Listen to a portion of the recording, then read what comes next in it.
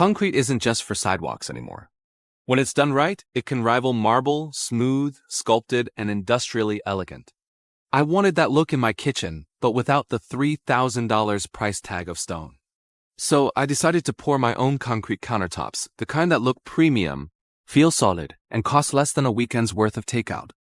The plan was simple: durability, minimalism, and precision. Concrete has a raw honesty to it. You see every texture, every curve. The trick is learning to control it, not fight it. I started by removing the old laminate counters, cheap, peeling, and warped. Underneath was plywood sheathing, still solid. That became my base. I built molds directly on top using melamine boards, because nothing releases concrete smoother. Every edge had to be sealed perfectly with silicone. One small gap, and you'll spend hours grinding out leaks later. Then came the mix. Most beginners think all concrete is the same. It's not. For countertops, you need a high-strength mix with fine aggregate and polymer additives, smoother, stronger, easier to finish.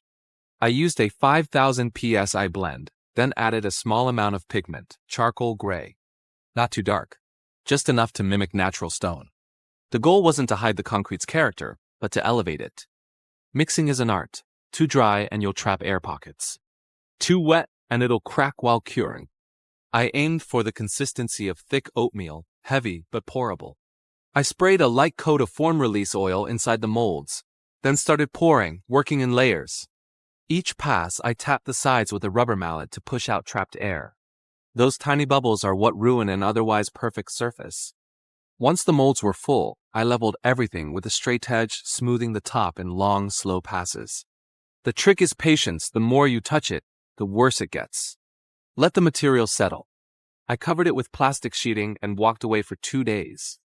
That waiting period is when most people lose their discipline, but it's what defines the finish. Concrete rewards patience. After 48 hours, the surface was firm but not brittle. I released the molds carefully, like opening a sculpture from its cast. What came out wasn't perfect, tiny pinholes, rough edges, but the foundation was beautiful, real, authentic, tactile. I started sanding with a 100 grit diamond pad, then slowly worked my way up, 200, 400, 800. As the surface smoothed, the tone deepened. The pigment revealed a natural marbling, subtle and modern. Then came the secret weapon, slurry coat. A thin mixture of cement and pigment brushed into every small void, then sanded again once dry. That step takes the surface from DIY to designer. By the time I hit 1500 grit, the countertop was smooth as glass, cool under my hand, and absolutely seamless. But raw concrete is porous and water will stain it fast. So I sealed it twice. The first coat was a penetrating sealer that soaked deep into the surface. The second was a satin finish top coat that gave it that premium sheen. Not glossy, just a soft, natural glow under the light. I let it cure overnight, then set the sink back in place. When I finally stepped back, I couldn't help but smile. The gray tone, the faint speckle, the industrial edge, it looked custom-built, minimalist, almost sculptural. And all it cost me was about $200 in materials. The thing about DIY concrete isn't just saving money, it's ownership. Every swirl, every mark, every faint imperfection belongs to you. You can see where you poured too fast, where you learned to slow down, where your patience shaped the outcome. That's the beauty of it. It's not factory perfect, it's authentically human. If you're thinking of building your own, remember this.